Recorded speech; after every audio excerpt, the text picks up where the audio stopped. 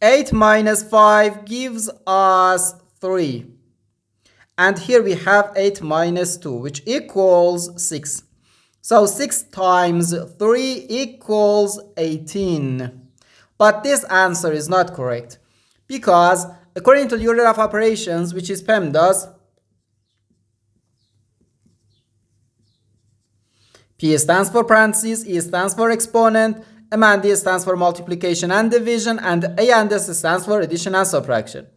First we have to do parentheses, then exponent, then multiplication or division, and finally addition or subtraction. Remember that multiplication and division have equal priority and we have to work from left to right. And the same applies to addition and subtraction.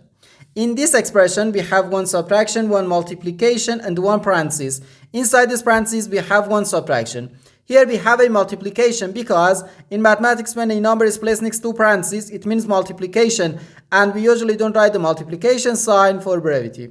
Okay, so according to the PEMDAS, first we have to do this parentheses, then this multiplication, and finally this subtraction. If we do this subtraction before this multiplication, it is wrong.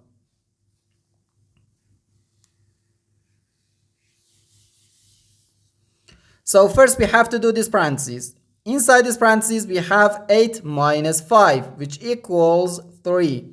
So we have 8 minus 2, then times 3. Now in this expression, we have one subtraction and one multiplication. According to the PEMDAS, multiplication has higher priority than subtraction because multiplication comes before subtraction. So here, first we have to do this multiplication. 2 times 3 gives us 6.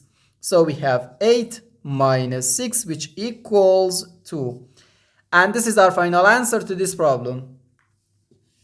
The correct answer is 2.